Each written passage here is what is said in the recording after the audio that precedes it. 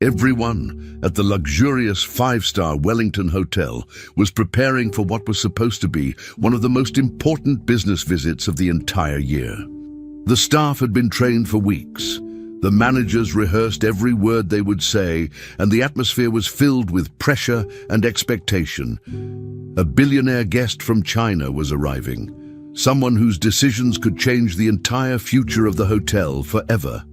Executives, directors, and employees stood on edge, trying to appear perfect, polished, and ready, though many were secretly anxious inside. When the honored guest finally entered the lobby and spoke his very first word, everything stopped. The room froze.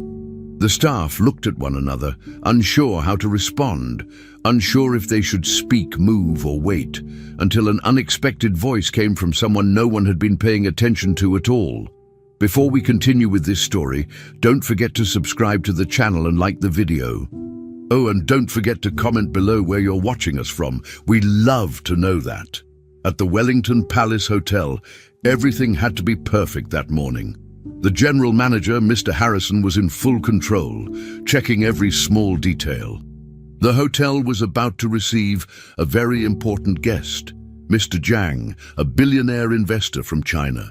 His group was considering putting money into the hotel, and this visit could change everything. Harrison walked through the lobby giving sharp instructions. He told the staff to smile but not speak unless spoken to. He wanted the service to be perfect but almost invisible. When he noticed Olivia Thomas, a black cleaning employee working near the meeting area, he immediately told another staff member to move her elsewhere. He didn't want her seen by the investor. Harrison didn't think she fit the image he was trying to present. He didn't say it directly, but it was clear. Everyone followed his orders without questioning, because when Harrison was in charge, there was no room for mistakes. The hotel was completely transformed for the visit. Staff members were told to dress in their best uniforms, and the kitchen was working on a special menu that matched Chinese tastes. The temperature inside the hotel was adjusted several times to make sure it was just right, not too hot or too cold. The decorations had also been changed. Expensive-looking vases, art pieces, and cultural symbols were placed around the entrance and conference room. Harrison believed these little things would impress Mr. Zhang. He held his phone tightly in his hand, ready to use his translation app to speak with the guest. When someone on the team suggested hiring a real interpreter, Harrison refused. He believed technology was enough. "The app is good. It worked fine last time," he said with confidence. In truth, he didn't want to spend more money or seem unsure of himself. Everything was rehearsed. Nothing was left to chance. In the middle of all this preparation, Olivia Thomas kept doing her job quietly. She wore her cleaning uniform and carried her tools, moving from room to room with care. While others ignored her, she noticed everything. Olivia was not just a cleaner. She was smart, patient, and observant. No one knew she spoke fluent Mandarin. She had taught herself over time, studying during breaks and after work. She often carried technical books in her cleaning cart, hidden under cloths and supplies. These books were about business, languages, and hotel management. Olivia had dreams of growing, of doing more than cleaning. But in the eyes of most of the staff, she was invisible. She had learned not to speak unless spoken to, and she had gotten used to people walking past her without seeing her. But even though they didn't see her, Olivia saw them. She noticed how they acted, how they made decisions, and how they underestimated people like her. As Harrison gave final instructions, Olivia was working near the hallway that led to the main conference room. She moved quietly, wiping down surfaces and checking corners. She knew which areas would be seen by the investor and made sure they were spotless. Her movements were quick but smooth, never drawing attention. As she worked, she listened to Harrison talk to his team. "No mistakes today," he kept repeating. "We only have one chance to make a good impression." Olivia heard him mention the translation app again. She thought about saying something, offering to help, but then stopped herself. She knew what would happen. They would laugh or worse, they would be angry. So she stayed quiet. But inside she felt a mix of frustration and pride. She knew she could do so much more, yet no one gave her the chance. That morning, like many before, she did her work well, even though no one said thank you. Back in the staff room, Olivia took a short break. She reached into her cleaning cart and pulled out a book written in Mandarin. It was a guide to business etiquette in China. She had been reading it for weeks, making notes in the margins. She believed that understanding culture was just as important as speaking the language. While other employees relaxed or looked at their phones, Olivia studied. She imagined herself in a different position, maybe working in administration, maybe helping guests from other countries. But for now, that dream stayed in her mind. She heard someone calling her name and quickly put the book away. It wasn't allowed during work hours, even if she wasn't on the clock at that moment. As she returned to her duties, she reminded herself that knowledge was power. One day, she would find the right moment to show what she could do. Until then, she had to stay in the background. As the time for Mr. Yang's arrival got closer, the tension in the hotel increased. Harrison stood by the entrance with two other managers, watching the driveway. He double-checked the welcome gifts, the flower arrangements, and the order of events. Olivia passed by, pushing her cart down a side hallway. She was not supposed to be seen. She moved silently, making sure everything looked perfect. She peeked around a corner and saw the luxury car pulling up. Mr. Zhang had arrived. Harrison took a deep breath and stepped forward. The staff moved into position, each one doing exactly what they were trained to do. Olivia stopped for a moment and watched from a distance. She saw how Harrison greeted the guest, using his app to say, "Welcome," in Mandarin. The words came out awkward and robotic, but Mr. Zhang smiled politely. Olivia turned away and continued her work, disappearing into the hotel once again, present, capable, but unnoticed. As soon as Mr. Zhang and his team arrived at the Wellington Palace Hotel, everything changed. The lobby, which was usually full of guests and light conversation, was now quiet and empty. Harrison had ordered the staff to remove all other hotel guests from the area before the investor stepped inside. Bellboys stood straight by the walls and receptionists kept their heads down. Harrison stood at the front entrance, waiting to greet the group with a forced smile on his face. When Mr. Zhang entered, he looked around carefully, taking in every detail of the hotel. Harrison stepped forward and said, "Welcome to Wellington Palace Hotel," and quickly opened the translation app on his phone. Mr. Zhang responded in Mandarin, and Harrison pointed the microphone of the app toward him. The app gave a strange translation that made no sense. Mr. Zhang raised an eyebrow and said something else, again in Mandarin. Harrison laughed nervously, already sensing that this meeting would not go as planned. From the beginning, communication was a problem. Mr. Yang only spoke Mandarin, and he did not try to switch to English. Harrison, who didn't understand the language at all, relied completely on his translation app. Each time Zhang said something, the app gave broken and confusing sentences. Once the app translated his sentence to "fish tax too heavy under law," which made absolutely no sense. Zhang frowned and looked at Harrison with doubt. Harrison tried to smile and nod, pretending everything was fine. "We understand, yes," he said, clearly not understanding anything. Mr. Yang looked to his team, whispered something, and they also looked unimpressed. Harrison's confidence dropped with every failed message. He could feel the pressure building, and he knew that Zhang was already starting to question the hotel's ability to handle international business. The tension was clear, but the meeting had just begun, and things were already falling apart. Harrison tried to save the situation by offering a guided tour of the hotel. He led Mr. Zhang and his group through the hallways, showing off the newly decorated conference rooms, the luxurious dining areas, and the private suites.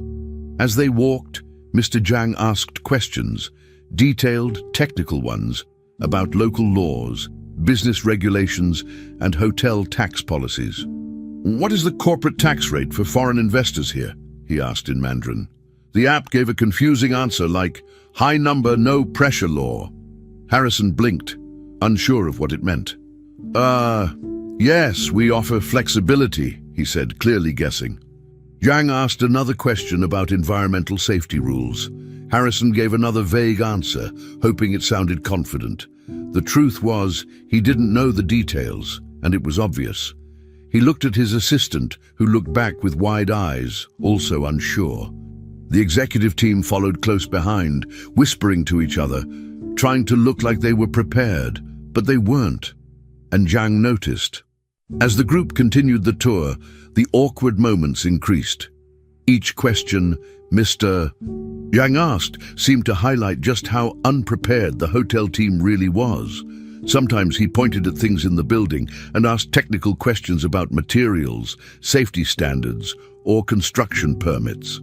Harrison gave wrong or vague answers, and the app only made things worse. Once when Zhang asked about fire safety regulations, the app translated it as burning system approval big. Harrison had no idea what to say. The executives standing nearby tried to help, but their responses were also weak. They didn't have the correct numbers or documents. Olivia, the cleaning staff member, was mopping a floor down the hall as they passed. She kept her head down, but she was listening closely. She understood every word Zhang said in Mandarin. She could tell he was frustrated. She also understood all the technical terms, something no one expected from a cleaner. But of course, no one even noticed she was there. Olivia had studied these kinds of conversations for months. She had read about hotel regulations, business strategy, and foreign investment. Now, as she heard Mr. Zhang's questions, she could clearly see that the hotel was not ready for this level of negotiation. They should have hired an interpreter, she thought to herself. Harrison was trying to guess his way through the conversation, which only made things worse. Zhang was not just asking random questions, he was testing their knowledge. Olivia recognized this. She could hear him becoming more and more doubtful. At one point, he asked about regional tax incentives for Chinese investors. Harrison replied with a sentence that had nothing to do with the question. Zhang's face showed confusion, then disappointment. Olivia paused for a moment as she mopped, knowing she could have answered everything clearly, if only they had asked. But no one ever asked the cleaning lady for her opinion. She returned to her work, listening as the situation got worse. Finally, the business presentation began in the hotel's main conference room. Harrison stood next to a large screen, ready to give a slideshow with information about the hotel's financials, development plans, and possible partnerships. The room was silent as Mr. Zhang and his group took their seats. Harrison clicked through the slides, speaking slowly and using the translation app again, but the translation continued to fail. Charts were misread, key terms were translated incorrectly, and the timing between speaking and translating made everything feel disconnected. Harrison was sweating. He couldn't answer Mr. Zhang's follow-up questions, and the executive team was unable to help. Zhang looked at his assistant and shook his head slightly. Olivia, standing in the hallway with her mop, heard the entire thing. She understood every mistake and every missed opportunity. What was supposed to be an impressive business pitch turned into a disaster. The meeting, once full of hope, was now falling apart due to poor preparation and a complete failure in communication. Harrison felt the tension rising in the room. The presentation had gone completely wrong, and nothing seemed to be working. Charts were misunderstood, answers were incorrect, and Mr. Zhang looked more disappointed with each passing minute. Harrison took a deep breath and clapped his hands softly. "Now let's take a short break," he said, forcing a smile. He walked quickly out of the conference room and into the hallway, his mind spinning. He called the executive team over with urgency. "We need to fix this now," he said in a low but firm voice. We can't let this fall apart." His hands were shaking slightly. Olivia stood quietly nearby, pretending to clean a side table, but she was listening closely. Harrison continued, "We need someone who can translate properly, someone who understands business terms." One of the assistants suggested calling a translator online. Another mentioned an app update. A third person suggested contacting the embassy, but Harrison just shook his head. "We don't have time," he said. The hallway became a scene of quiet panic. Executives were whispering, sending messages on their phones, and trying to contact people who might help. One person called a language service, but the response was that it would take at least 2 hours to connect a qualified interpreter. Another executive found a freelance translator online, but the person was in another country and unavailable at that time. Someone mentioned trying video translation, but the hotel's Wi-Fi was already under strain due to the presentation files. We don't have 2 hours, Harrison said again, looking more desperate. They'll leave. Meanwhile, Olivia remained by the corner, wiping down surfaces that didn't need cleaning. No one spoke to her, no one even noticed her, but she could hear all the ideas and all the problems. She already knew that none of them would work. The team wasn't ready for an international negotiation, and now it was too late to pretend otherwise. Inside the conference room, Mr. Zhang and his team waited in silence. One of his assistants checked the time on his watch. Another quietly tapped on a phone. Zhang leaned over to whisper to someone next to him. From outside, Harrison peeked in and could feel the mood shifting. The break had gone on too long. Zhang's face showed signs of irritation, and his body language was more closed off than before. The investor clearly didn't like waiting. The team had expected professionalism, efficiency, and clear communication. Instead, they got delays, confusion, and a poor use of technology. Harrison turned back to his group. "They're going to walk out," he said. No one answered. The room was tense. One executive suggested using a bilingual chef who once worked with Chinese tourists, but he had already left for the day. "We're out of options," someone said. Harrison looked around and realized it was true. No last-minute fix would be fast enough or good enough. In the middle of the hallway chaos, Olivia kept moving silently. She was now dusting a side table and adjusting a flower vase, still unnoticed. But she was paying attention to every word. She heard the details about the failed ideas, the deadlines missed, and the growing fear of losing the investor. Olivia understood Mandarin fluently and also knew what was going wrong in the presentation. The technical mistakes, the misused words, the cultural missteps, she had caught them all. She also knew that Mr. Zhang had been asking serious business questions that deserved real answers, not quick guesses. As she listened, Olivia thought to herself how much better things could have gone if someone on the team had simply paid attention before the meeting started. But they hadn't. They had relied too much on apps and rushed decisions. She wanted to help, but she knew she wouldn't be taken seriously. So she stayed silent, watching as the situation continued to fall apart. Back in the hallway, Harrison rubbed his forehead and sighed loudly. He looked completely drained. "We need to go back in," he said to the executives. "If we just leave them waiting, it'll only make things worse." A few people nodded, but no one looked confident. "What are we going to say?" one of them asked. Harrison paused, then said, "I'll ask for a new meeting. Tell them we want to prepare better and present again, maybe next week." The others looked uncertain. One of them said, "You think they'll agree?" Harrison didn't answer. Deep down, he knew it was unlikely. Investors like Mr. Zhang didn't waste time on people who weren't ready. "I know this might cost me my job," Harrison added, "but we can't just give up." The group stood in silence. Everyone knew he was probably right. Olivia, standing a few steps away with her cleaning cart, heard every word. She lowered her eyes and continued dusting as they moved back toward the conference room. With no other choice left, Harrison walked slowly toward the meeting room doors. The executives followed behind him, quiet and nervous. Olivia stepped aside as they passed, still unnoticed, still part of the background. Harrison stopped for a moment, took a deep breath, and straightened his jacket. "Let's do this," he said softly. He pushed open the door and entered the room. Mr. Zhang looked up immediately. His team sat still, waiting. Harrison approached the table and began to speak. The translation app was in his hand again, but this time he didn't turn it on right away. He knew it wouldn't help. He was planning to ask for another meeting, but the words came slowly. Olivia stayed in the hallway listening. She knew that the damage had already been done, and even if they got another chance, it wouldn't erase the embarrassment of the morning.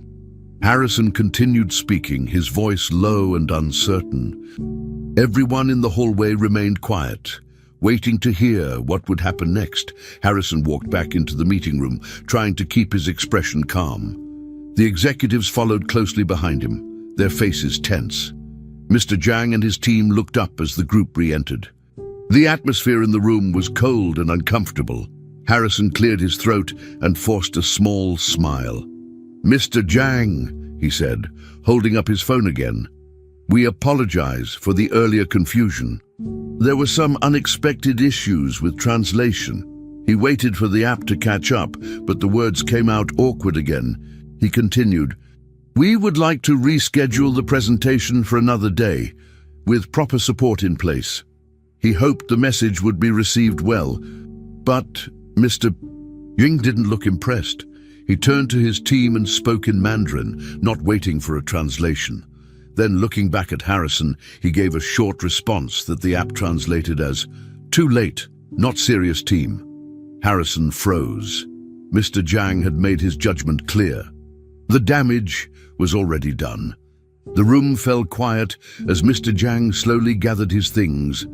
One of his assistants closed the folder on the table. Another began putting away a laptop. Harrison looked around, trying to think of something to say, but nothing came to mind.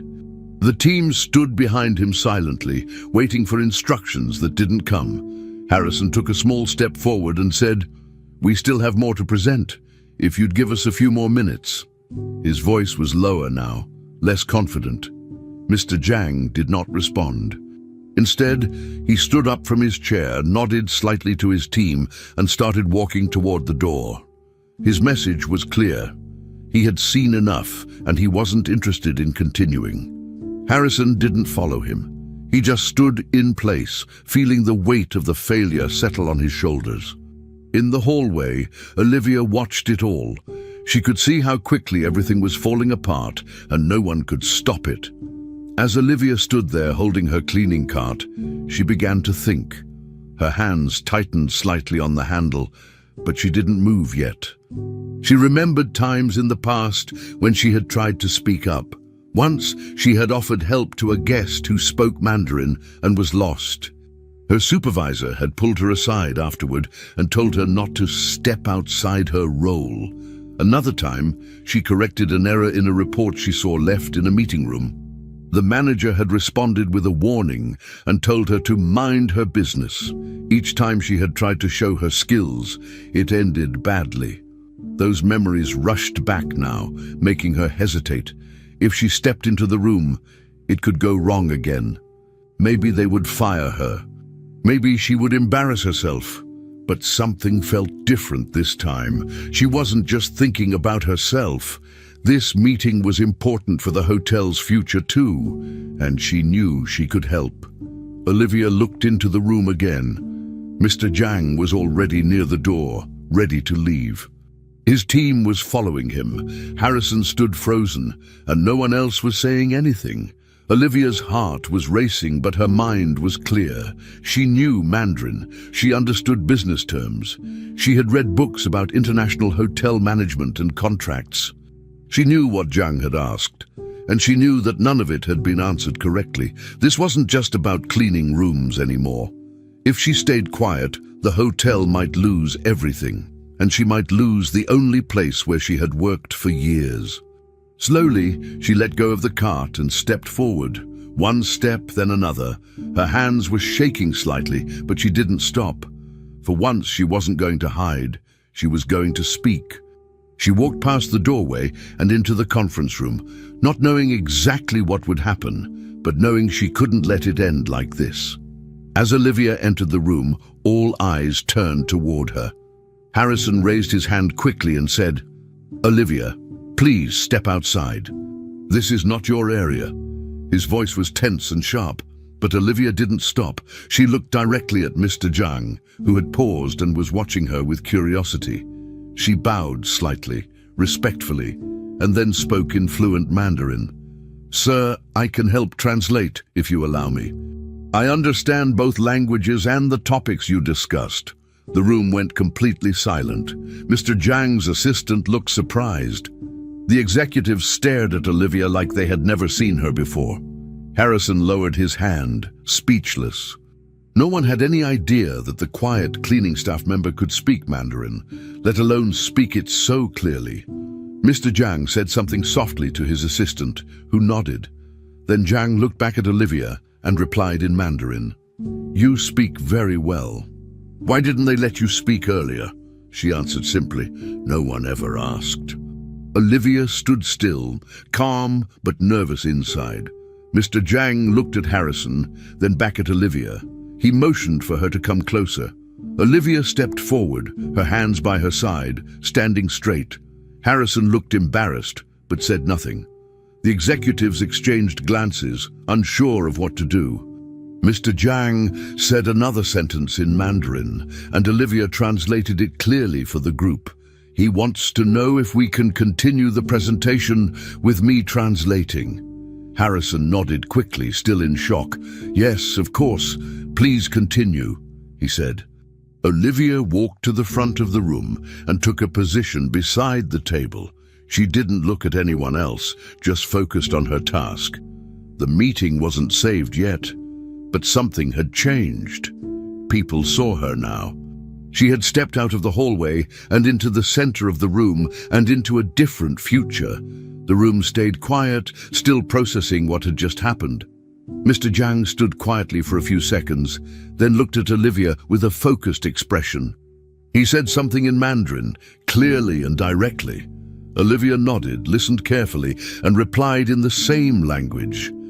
The room watched in silence. Mr. Zhang began asking her questions, specific and complicated ones. He asked about local regulations for foreign-owned businesses in the hotel sector, including tax laws and labor rules. Olivia didn't hesitate. She explained that foreign investments in hotel operations had to follow certain codes, and she quoted articles from the national commercial law. Then she compared those to similar Chinese business rules, showing that she understood both systems well. Zhang looked impressed. He asked follow-up questions about contract requirements and environmental regulations. Olivia responded calmly and clearly. She spoke like someone trained in the subject, not like someone who cleaned floors. The rest of the team, including Harrison, stood silently, unsure of what to do. Harrison's slides were still on the screen, but no one was looking at them anymore. Zhang moved his chair slightly toward Olivia. He asked another question, this time about legal protections for foreign shareholders in Brazil. Olivia explained how liability worked under Brazilian corporate law, citing the specific sections. She described how risk was shared and what types of agreements offered the best protection for outside investors. Mr. Zhang nodded slowly and asked about tax structures. Again, Olivia responded with clarity. "There are two main structures," she said in Mandarin. "But for your group, the pass-through model is more efficient due to the treaty between Brazil and China." She even mentioned the exact treaty name. Harrison tried to step in. "She's just here to help translate," he said in English. "We can return to the slides." But Zhang raised his hand, signaling for him to stop. He turned to Olivia and asked another question, this time about operational costs. It was clear Zhang wasn't just using Olivia as a translator anymore. He was talking to her directly, and he trusted her knowledge. Harrison looked frustrated. He stepped closer and said, "Olivia, maybe just translate, not lead." But Zhang ignored him again. He leaned forward and asked Olivia for her opinion on regional licensing policies. Olivia answered with confidence, explaining how regulations varied between cities, but how the Wellington Palace had all its permits up to date, including hospitality-specific licenses. "We did a full compliance audit 2 months ago," she added. Zhang smiled and asked her name. She replied in Mandarin, "My name is Olivia Thomas." He nodded and said, "What is your position here?" She looked around the room, knowing this moment would be uncomfortable. "I work in cleaning," she answered clearly. The silence in the room grew heavier. Zhang seemed surprised.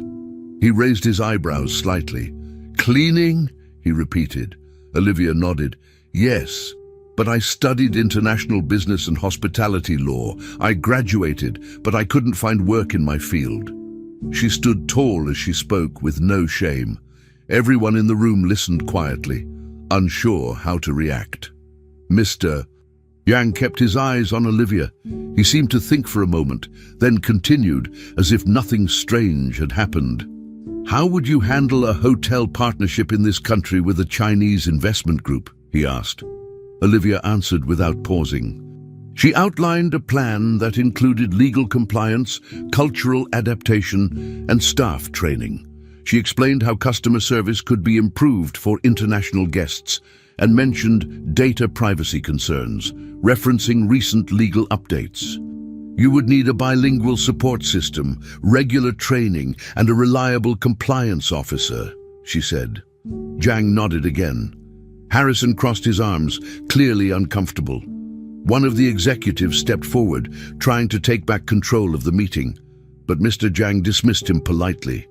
"I would like to continue speaking with Ms. Thomas," he said. Olivia translated it aloud for the others. Everyone stayed quiet. Harrison said nothing. His role was gone now. The focus of the meeting had shifted entirely. Zhang no longer looked to him for answers. The room's attention was now fully on Olivia. Every time she spoke, the others listened.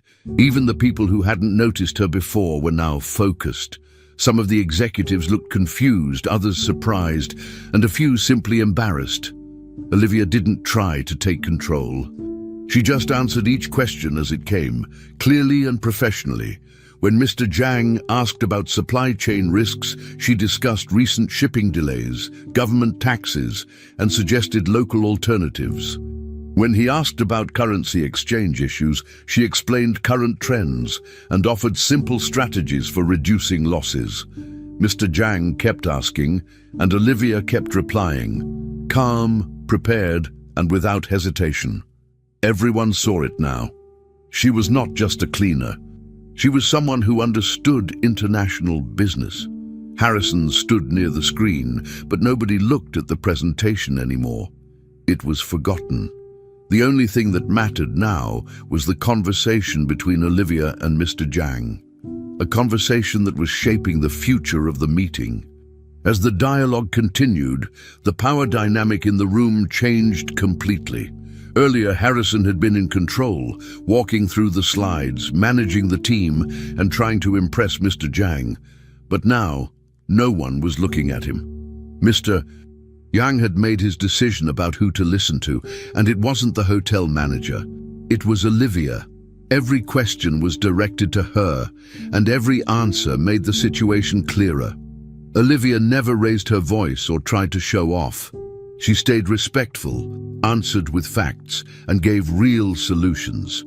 She translated when necessary, but most of the time, she spoke directly to Mr. Zhang in Mandarin. It was obvious that she wasn't just helping, she was leading. Mr. Zhang's assistants were taking notes now. Harrison remained at the edge of the room, silent. No one had expected this outcome. But Olivia had earned it. And although she had started the day pushing a cleaning cart, she now stood at the center of the most important conversation in the hotel. Olivia stood confidently at the front of the room. Mr. Yang had just finished asking a question. And now everyone waited to hear her response. She took a moment to gather her thoughts, then began explaining how certain features of the Wellington Palace Hotel already matched Chinese guest preferences. She spoke about how the hotel had private check-in areas for VIP guests, which many Chinese travelers preferred for privacy. She also mentioned the spacious design of some suites and how they allowed families or business partners to stay together without needing multiple rooms. Many Chinese travelers value privacy and shared space, she said clearly in Mandarin. The hotel already has these features, but they are not being promoted the right way. Mr. Zhang nodded, interested. Olivia continued, pointing out architectural elements that aligned with Chinese aesthetics, such as the use of neutral colors and the calm, quiet layout of the luxury floor. Her words were detailed and specific. The investors in the room were now fully paying attention. After highlighting the hotel's strengths, Olivia shifted to areas that needed improvement. She didn't soften her words. She pointed out that the hotel lacked key services that Chinese guests often expected. There is no tea service, she said. In many high-end hotels in China, guests can request a variety of teas at any hour. It's part of the experience. Zhang nodded again, this time more seriously. Olivia then mentioned the absence of integration with Chinese digital platforms. There is no WeChat Pay or Alipay, she said. Chinese guests are used to these payment systems. If you only accept international credit cards, it creates a barrier. She also noted that hotel information wasn't available in Mandarin on their website or in the rooms. Small changes like that show respect for the guest, she said. The room was quiet as she listed each point. No one interrupted her, not even Harrison, who remained frozen near the screen, watching the meeting completely shift direction. Mr. Zhang leaned forward slightly and asked Olivia to compare the Wellington Palace with other local hotels that also targeted international investors. Olivia took a breath and began listing names. She described one hotel known for its connection to tour groups from Asia and another that had recently partnered with a major Chinese travel platform. She explained how those competitors had adapted their marketing strategies and updated their services. They offer Mandarin-speaking staff, have partnerships with Chinese apps, and include simple touches like slippers and kettles in rooms, she said. These details seem small, but they make guests feel welcome. Mr. Zhang asked how Wellington could compete. Olivia didn't hesitate. She proposed several changes, starting with regulatory steps to allow for partnerships with Chinese service providers. She explained the process clearly, even giving timelines for approval. Zhang's assistants wrote everything down quickly. They were clearly impressed. One of them whispered something to Mr. Zhang, who nodded. Olivia had gained not just attention, but real credibility.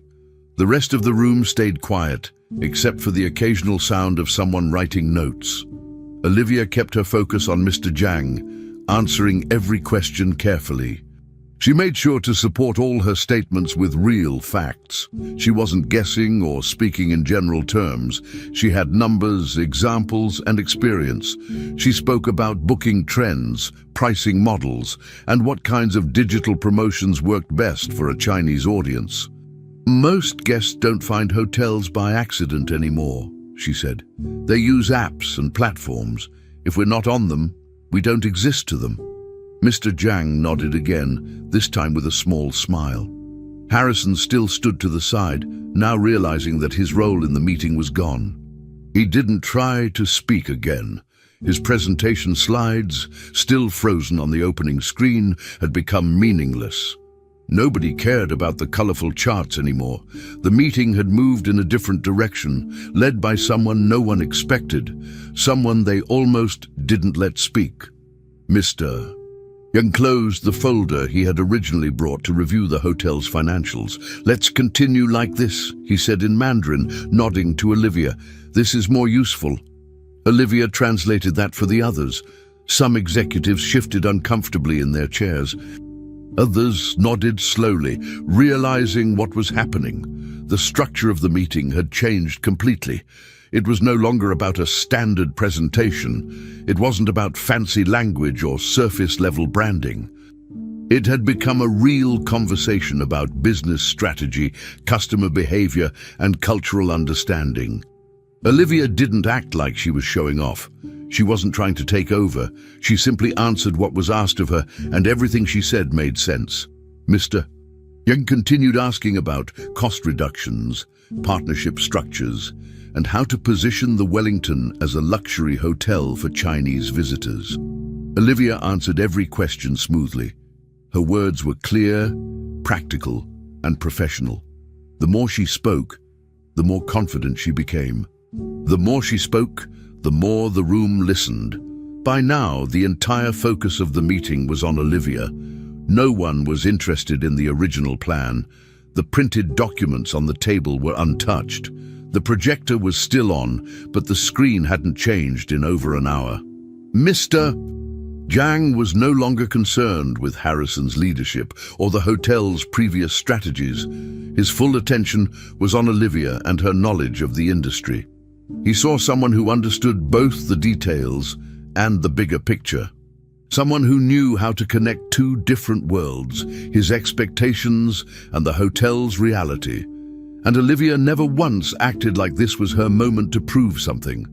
She just answered questions and explained what she knew. Harrison remained silent. He didn't interrupt. He couldn't. The meeting had changed completely. It was no longer about official titles or who stood at the front first. It was about who actually had the answers. And right now, that person was Olivia, standing calmly in her cleaning uniform, leading the most important conversation of the day. While the conversation between Olivia and Mr. Jiang continued, he suddenly paused and asked her a question in Mandarin. "Where did you study?" he said, looking curious now. Olivia straightened her posture and answered clearly. "I graduated with a degree in international business, with a focus on luxury hospitality management." Mr. Yang nodded and asked, "Where did you do your research?" Olivia explained that she had studied hotel services for high-net-worth guests, and part of her research included 5 years living and working in China. She explained that she had worked with hospitality groups in Shanghai and Chengdu. Mr. Yang seemed interested. "Did you ever attend the lectures at Qingdao University?" he asked. Olivia smiled slightly. "Yes, I attended one of the summer programs there in 2017. Mr. Jiang smiled too. "That's where I used to teach part-time," he said. "Professor Lin was my colleague." Olivia's face lit up. "He was my advisor," she said. The room was silent, but the two of them now shared a personal connection. Harrison, standing nearby, looked confused. He had been hearing Mandarin for several minutes but had no idea what was being said. He finally stepped forward and said, "Olivia, can you please tell us what you two are talking about?" Olivia turned to him politely and responded in English. He asked about my background. I explained my education and my work experience in China. We also discovered we both knew a professor at Qingdao University. Harrison raised his eyebrows. "You studied international business?" he asked. Olivia nodded. "Yes, and hospitality law as well." Mr. Jiang added something in Mandarin, and Olivia translated, "He says he's surprised that I have this level of education and still ended up in a cleaning role." The question hit the room hard. Harrison looked uncomfortable, but tried to keep his tone calm. "How did that happen, if you don't mind me asking?" Olivia looked down briefly and answered, "It was hard to find local opportunities in my field. So I took what was available." Mr. Jiang began asking Olivia about how the Wellington Palace could adapt its operations to better meet the needs of Chinese travelers. Olivia responded with clear, direct suggestions. "You need Mandarin-speaking guest services, digital payment integration, and partnerships with Chinese travel platforms," she said. "These things are basic expectations for many travelers now." She also explained how staff training programs could improve cultural understanding. She gave examples from her time working in China and compared international guidelines on guest communication. Mr. Jiang nodded frequently, clearly impressed. "And what about marketing?" he asked. Olivia replied, "There's little point in promoting on Western platforms if your target audience is using local channels. Visibility matters." The hotel's executives looked at each other, surprised. None of this information had been mentioned in Harrison's original plan. And now, instead of talking about brand slogans or generic services, the conversation was about real strategy, practical and informed. Olivia was guiding the discussion like a seasoned consultant. Mr. Jiang asked her to suggest next steps. Olivia said, "The first step is to audit current services from a cultural adaptation perspective. Then create a team to oversee implementation of changes." She recommended hiring bilingual staff or providing language training. She also suggested making a version of the hotel's website in Mandarin, listing services Chinese guests would find familiar. "It's about making people feel at home even when they're far away," she said. Harrison was silent. His original plan had focused on decor and general luxury appeal, but Olivia was focusing on what really mattered to the client. Mr. Jiang turned to his advisors and said something quickly in Mandarin. They nodded in agreement. One even whispered, "She should be leading the hotel's international relations." Olivia didn't respond to that comment directly, but she heard it. The executives behind her were clearly surprised by how smoothly she was handling the discussion. They were beginning to realize they had never really known what she was capable of. Harrison was still trying to process what was happening. A few hours ago, Olivia had been cleaning floors and wiping windows. Now she was explaining international marketing strategies, quoting laws, and building business proposals with a top investor. He looked around the room, noticing how the attention had fully shifted. He tried once more to participate. "We had a branding campaign in mind. Perhaps we could still share some of the visuals later," he said. Mr. Jiang nodded politely, but his focus remained on Olivia. "Later," he said, then turned back to her. "What challenges do you think we'll face in applying these changes here?" Olivia explained clearly. "The biggest challenge is staff resistance and lack of training. But if there's a clear plan and strong leadership, it can be done smoothly." The executives behind Harrison listened carefully. Some of them took notes for the first time in the meeting. No one was looking at the screen or the original presentation anymore. Olivia was leading everything now. As the meeting continued, it was obvious to everyone in the room that the dynamic had changed.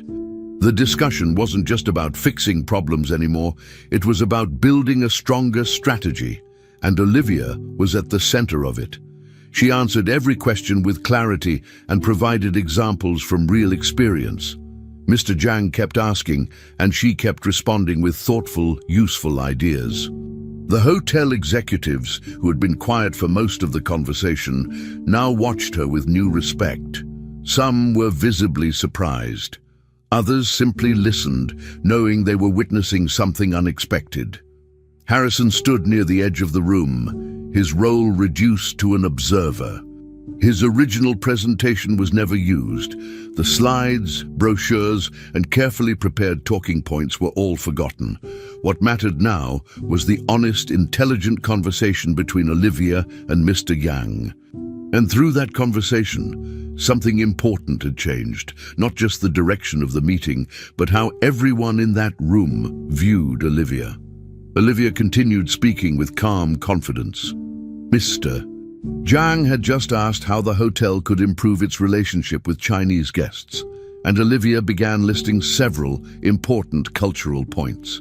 Family is very central in Chinese culture, she explained. It's common for guests to travel in large family groups, including grandparents, parents, and children. She suggested the hotel should create multi-generational spaces, like suites with separate sleeping areas for elders or lounges where families could relax together. Also, you should consider designing breakfast areas to accommodate larger tables and group seating, she added.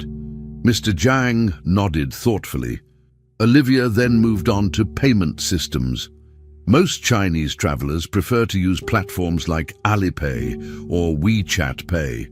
If these are not available, it creates frustration. She also pointed out that architectural details mattered too. Entrances, colors, and even bathroom setups could be adjusted to respect cultural preferences. Everyone in the room stayed quiet, listening carefully. Olivia wasn't just guessing. Everything she said was based on real experience and deep understanding. Mr. Zhang looked impressed. He turned to his assistants and said something quickly in Mandarin. They nodded and took out their notebooks. Then, looking back at Olivia, he said, "Few companies in the US understand these things. Most don't even ask." Olivia responded politely, "I lived in China for 5 years. I learned not just the language, but how people live, how they travel, and what they expect." Mr. Zhang smiled and said, "It shows." Olivia then shifted the topic slightly and pulled up examples from other hotels Mr. Yang's group owned. In your Shanghai property, you already have family lounges and smart check-in kiosks that connect directly to Chinese apps. At the one in Hong Kong, you offer Mandarin-speaking concierge services. Those are strong points. But here, the Wellington hasn't matched those standards yet. Mr. Zhang raised his eyebrows, clearly surprised that Olivia knew so much about his portfolio. She continued calmly, using facts, comparisons, and insights. Her points were clear, detailed, and directly answered his concerns. Harrison stood silently in the back of the room, watching the exchange. His presentation slides had not been mentioned for over an hour. No one had opened the printouts or looked at the charts on the table. All attention remained on Olivia and Mr. Zhang.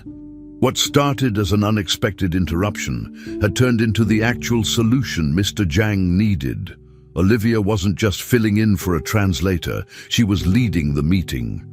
Her words solved real problems that the investor had, and she spoke with knowledge that none of the executives had prepared for. "The truth is," she said, "travelers want to feel seen.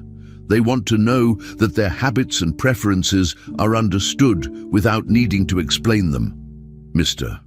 Yang nodded again. "Exactly," he said. Harrison glanced at the executives, hoping someone would jump in and take back control, but no one did. They were all watching the conversation unfold naturally. Olivia had earned the investors' trust, and the meeting now followed her direction. The discussion turned to compliance. Mr. Zhang asked, "How can we meet local legal standards but still adapt to our guest expectations?" Olivia answered with specific examples. She explained how some hotels lost time and money trying to apply global solutions without adjusting to national rules. Every country has its own way of handling privacy, security, and data. In Brazil, for example, the LGPD governs personal data use. But this law allows certain exceptions for hospitality businesses, if you understand the right approach. Mr. Zhang leaned in as she spoke. "So you're saying we don't need to sacrifice guest experience to stay compliant?" he asked. Olivia nodded. "Exactly. But it takes smart planning and good communication between departments." She proposed clear steps the hotel could take, starting with a compliance review, followed by a localized guest data policy. Mr. Zhang turned to his assistants again. "Take detailed notes," he said. They started writing. He didn't ask anyone else in the room.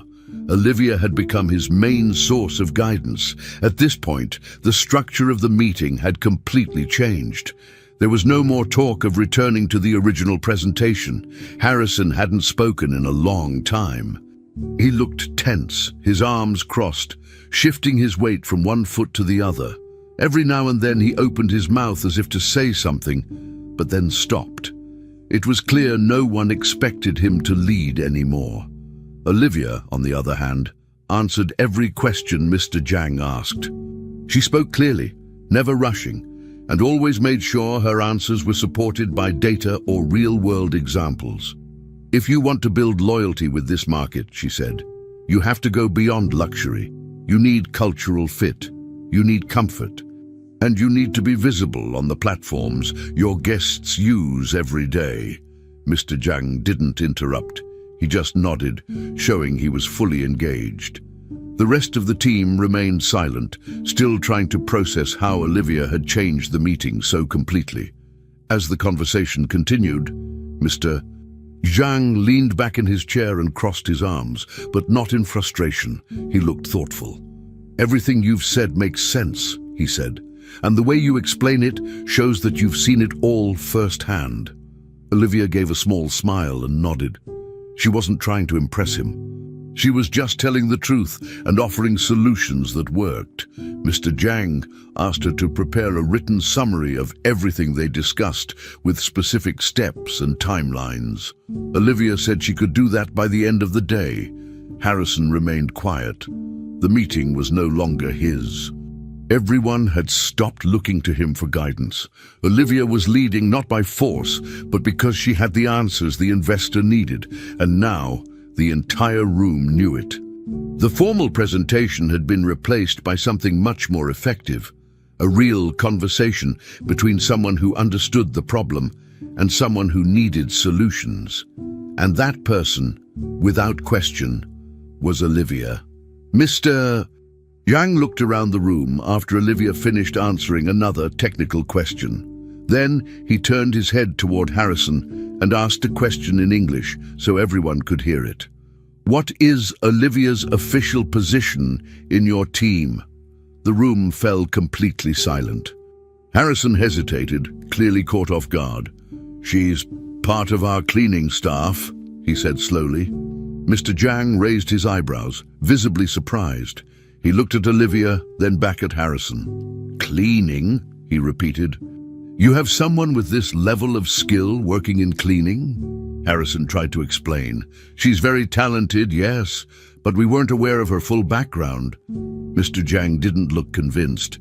"That's not acceptable," he said firmly. "Someone like her should be in an executive role.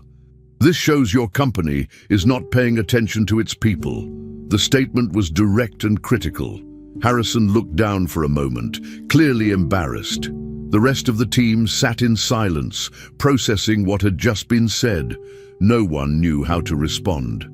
Emma, the head of the cleaning department, was standing quietly near the back of the room. When she heard Mr. Zhang's question and the answer that followed, she blinked in disbelief. She looked at Olivia, then quickly looked away, not sure how to react. She had always seen Olivia as a quiet, responsible worker, on time, respectful, careful, but she had never imagined that Olivia had this level of education or experience. Mr. Zhang's comments made her uncomfortable. It wasn't just about Olivia anymore. It was a reminder that people in the hotel had stopped paying attention to the skills and dreams of the workers around them. Harrison took a deep breath and said, "I think it's time we correct this mistake." His voice was more serious now. He looked at Olivia. "After this meeting, I'd like to speak with you about your future here." Olivia nodded slowly, staying composed. The mood in the room had changed. Everyone felt the weight of the realization. The company had failed her. Mr. Zhang was still focused on Olivia. "You speak fluent Mandarin, know our regulations, understand the market, and have ideas that no one else here prepared," he said. "And yet, you've been cleaning floors." His tone wasn't angry, but disappointed. Harrison opened his mouth to respond again, but Mr. Zhang raised his hand. "It's not just about her. It's about your entire system. If someone like Olivia is invisible in your team, you're missing other talents too." Harrison nodded slowly. "You're right. We made a mistake." Mr. Zhang turned back to Olivia and said, "You handled this meeting better than most professionals I've worked with."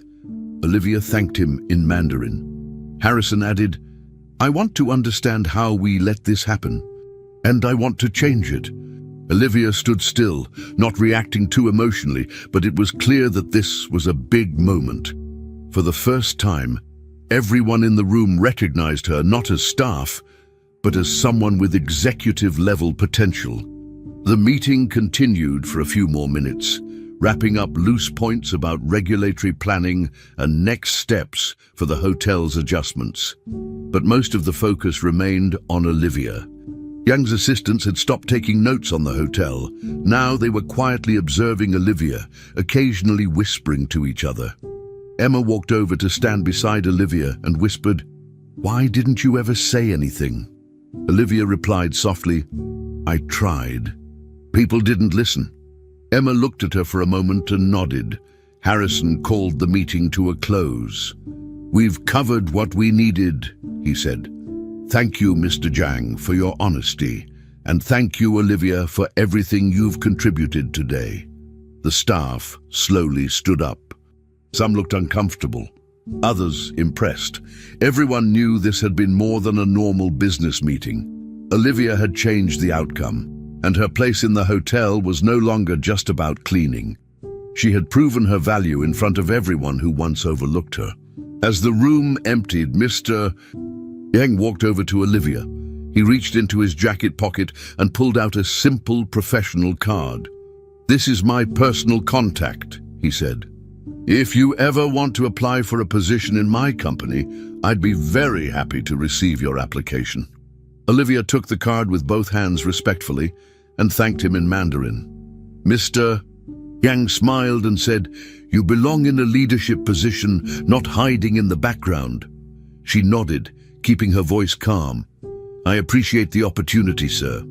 He nodded once more before leaving the room with his team. Harrison stayed behind. He walked up to Olivia and said, "Let's not wait. I want to talk today, right now, about where you really belong in this hotel." Olivia nodded again, still holding the business card. The shift had happened.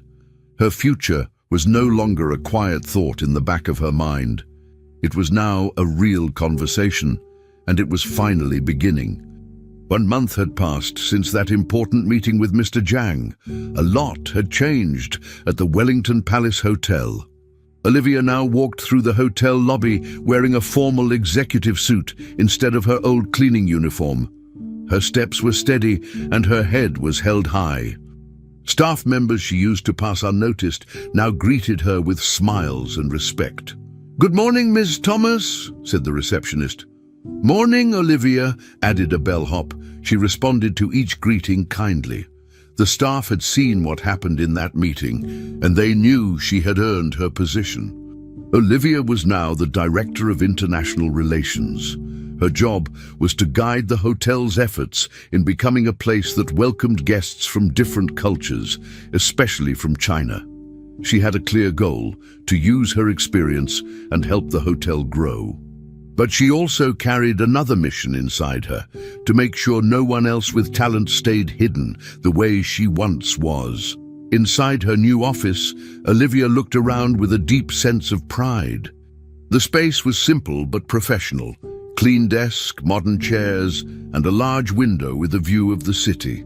On the wall behind her desk, she had hung her university diploma and framed the letter of intent from Zhang International. It reminded her not just of where she came from, but of how far she had come. She sat down, opened her laptop, and began preparing for a very important meeting. Today would be the first official gathering of the Hidden Talents program, an idea she had proposed and now led. The goal was simple: to identify employees across departments who had special skills or education not currently being used in their roles. Olivia had collected data over the past month, reviewing employee files and conducting interviews. She found dozens of stories like hers, people with backgrounds in languages, design, management, and more. This meeting was the beginning of something bigger, and she was ready to lead it. The meeting took place in one of the hotel's large conference rooms. About 20 employees sat around the table. Some wore uniforms from housekeeping, security, the kitchen, and maintenance. Others wore casual clothes, unsure of what to expect. Olivia stood at the front of the room with a projector screen behind her. She smiled and began speaking.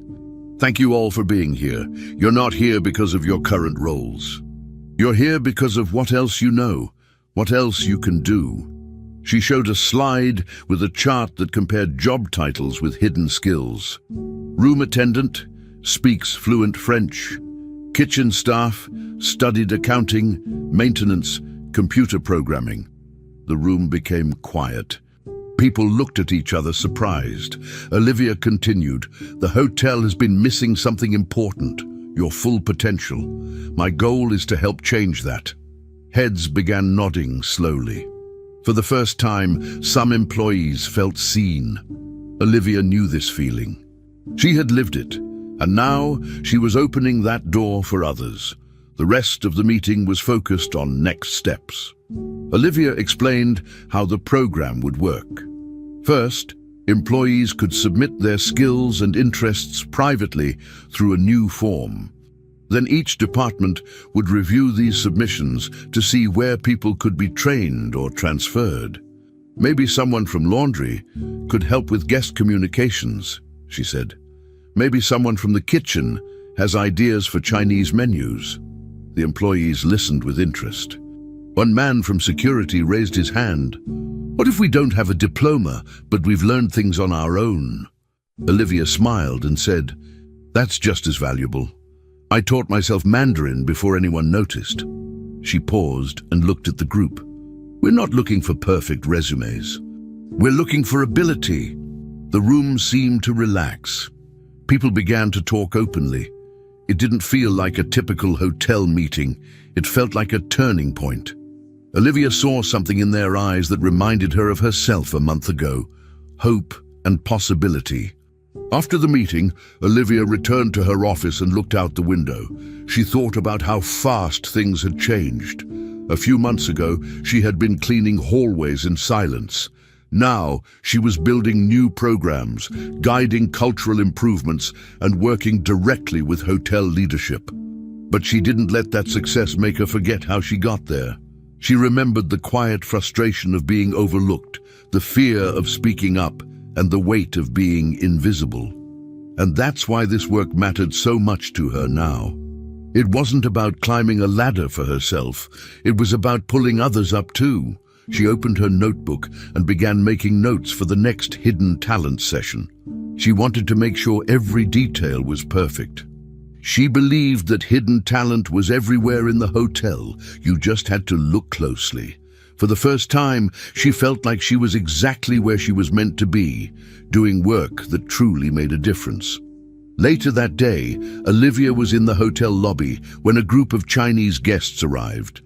She walked over to welcome them personally and spoke fluent Mandarin as she explained check-in procedures and offered help with their luggage. The guests smiled, visibly relaxed by hearing their native language. A few staff members watched from a distance, impressed by how natural Olivia made it look.